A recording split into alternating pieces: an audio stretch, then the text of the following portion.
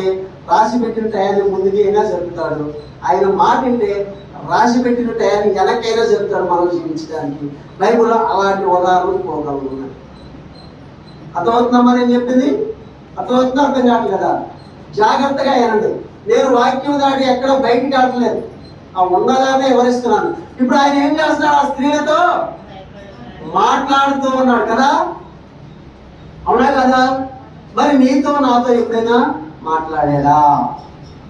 ఇన్ని సంవత్సరాల నుంచి మనము వస్తున్నాం కదా మందిరానికి, బైబిల్ చదువుతున్నాం కదా, ప్రార్థన చేస్తున్నాం కదా. దేవుడు నీతో నాతో ఎప్పుడైనా మాట్లాడాడా? మాట్లాడలేదంటే, మాట్లాడలేదు అని అనుకున్నారు అంటే దేవుని మీద నీ మనసు నా మనసు లేదని. ఏదో రకంగా వాక్యం ద్వారానో, ఇంకొక మనిషి ద్వారానో, లేకపోతే ఇంకొక రకంగానో, లేకపోతే టీవీ పెట్టుకున్నప్పుడు ఆ వాక్యంలోనో, టీవీ పెట్టుకున్నప్పుడు ఏదో ఒక మాట ద్వారానో, సెల్ ఫోన్ చూస్తున్నప్పుడు దేవుని యొక్క మాటల వల్ల ఏదో ఒక మాటనో, లేకపోతే బస్సులో వెళ్తున్నప్పుడు ఒక మనిషి మంచి మాట చెప్పిన దాని మీద వలన ఏదో విధంగా ఏదో ఒక మాట మన చెవిని పడిందంటే అది దేవుడు మనతో మాట్లాడినట్టే. నాకు కూడా బైబిల్ చెప్పాలని బాగా కోరిక ఉంది. ఎవరో మీకు బైబిల్ ట్రైనింగ్ కాకుండా మీకు చాలాసార్లు వాక్యం చెప్పారు కదా, చెప్పాను. అప్పుడు మామయ్య అన్నాడు, అబ్బాయి నీకు వాక్యం బాగా తెలియాలి కాబట్టి అక్కడ ఇది ఇలా ఇలా ఉంటుంది, ఎందుకంటే నాకు కొద్ది కోపం అని తెలుసు కదా, నువ్వు జాగ్రత్తగా ఉంటానంటే నేను పంపిస్తానన్నాడు. చూసారా నాలో ఏముంది? అది ఆయన తెలుసు. నాలో ఉన్న లోపం ఏంది? మా వాళ్ళు అందరూ తెలుసు. నాలో ఉన్న లోపం బావ మంచోడే, బాబాయ్ మంచోడే, పెదనాన్న మంచోడే, కార్యానికి ఏమి ఎక్కువ? కోపం ఎక్కువ. అంతే కదా? కాబట్టి నీకు కోపం ఉంది కాబట్టి నువ్వు జాగ్రత్తగా వెళ్ళి చెప్తానంటే నేను ఆయన నీకు పరిచయం చేస్తాను, తీసుకెళ్ళి అలాంటి రోజు రెడీగా ఉన్నాను. ఇప్పుడు మామయ్య చెప్పిన మాట నేను మాట కోసం వెళ్తున్నానా, బైబుల్ నేర్చుకోవడానికి వెళ్తున్నానా కదా? కాబట్టి ఆయన ఆ రోజు అలా చెప్పి తీసుకెళ్ళబట్టి నేను ఈ రోజు మీ ఎదురుగా అనే కాకుండా అనేక చోట్ల నిలబెట్టి దేవుడు ఆయన వాక్యాన్ని నా చేత మాట్లాడిస్తూ ఉన్నాడు. నేను మాట్లాడుతున్నాను, నా చేత మాట్లాడిస్తూ ఉన్నాడు. అదే ఆ రోజు ఆయన మాట, నా కోపం గురించి నీకు ఎందుకు, నేను వెళ్తే వెళ్తాను లేకపోతే లేదు అని అన్నానంటే ఆ రోజు నా కోపం వచ్చి ఏమయ్యేది?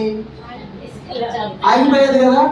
అంటే దేవుడు నాకు ఇచ్చిన మార్గాన్ని నేనే తప్పిపోయాను కదా.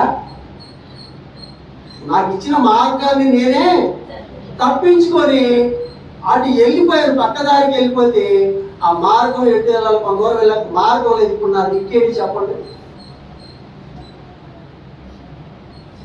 అలాగే మన జీవితాల్లో కూడా దేవుడు వాక్యం మాట్లాడినప్పుడు, లేకపోతే దేవుడితో మనతో అనేక మంది చేత చెప్పిస్తూ ఉన్నప్పుడు అది ఏమిటి అనేది మనం ఆలోచన చేసుకొని వాటిలో మంచిదైన దాన్ని ఎవరు చెప్పినా, భగవాడు చెప్పినా కూడా తీసుకొని వెళ్ళాలి. ఆ విధంగా వెళ్ళినప్పుడే ఇదిగో ఈ విధంగా ఈ స్త్రీలు ఎవరితో మాట్లాడుతున్నారు? ఘోరమైన పాపం, అంటే మనకన్నా గొప్ప పాపం. ఆ రోజుల్లో యూతుల్లో భయంకరమైన విచారముగా ఉండేది విచారం అంటే. మరి ఆ విచారం చేసిన స్త్రీలతోనే దేవదూత మాట్లాడారంటే ఎవరి వల్ల మాట్లాడారు మీరు చెప్పండి? యేసు క్రీస్తు వల్ల మాట్లాడారు కదా. ఆయన విశ్వసించడం వల్ల మాట్లాడారు. ఆ విధముగానే వాళ్ళు ఆయన ఏమన్నాడు తెలుసా? మీరు ఎదుగుతున్నారని నాకు తెలియను, ఆయన ఇక్కడ లేడు, తను చెప్పినట్టే ఆయన లేచి ఉన్నాడు. వీళ్ళు ఈ ఆతృతలో బట్ట తొలగించబడింది, ఆయన లేడని ఆతృతతో ఉన్నారు కానీ ఇది చెప్పిన మాట మర్చిపోయారు. నేను 3వ రోజు లేస్తానని వాళ్ళు గుర్తు పెట్టుకున్నారు. దుష్టులు చంపిన వాళ్ళు గుర్తు పెట్టుకున్నారు. బాగా గుర్తు పెట్టుకోండి. ఆయన 3వ రోజు లేస్తాడంట. ఎప్పుడో ఎవరి ద్వారా విన్నారా మాట? ఆయన చంపించిన వాళ్ళు, ఆ శాస్త్రులు పరిచయాలు వాళ్ళు గుర్తు పెట్టుకొని కాపలా పెట్టారు. కానీ ఈ పాపం చనిపోయే వారికి వీళ్ళ యొక్క మనసు వేదన చెంది, అంటే మనలాగానే మనకి సమస్య వచ్చినప్పుడు అన్ని మర్చిపోయి మనం ఎలా బాధపడతామో వాళ్ళు కూడా యేసు ప్రభు సరిపోయాడని బాధపడతా ఉన్నారు. కానీ ఆయన మూడో రోజు నిలుపుతాడని ఆయన మర్చిపోయారు. వాళ్ళు పాపం మర్చిపోయేవారికి ఆయన ఏం చెప్పాడంటే లేచి ఇక్కడ లేడు ఆయన అని. అప్పుడు రండి, ప్రభువు పండుకొనిన స్థలమును చూసి త్వరగా వెళ్ళి ఆయన మృతులలో నుండి లేచి ఉన్నాడని ఆయన శిష్యులకు తెలియజేయుడి. ఇదే మాట యోహాను సువార్త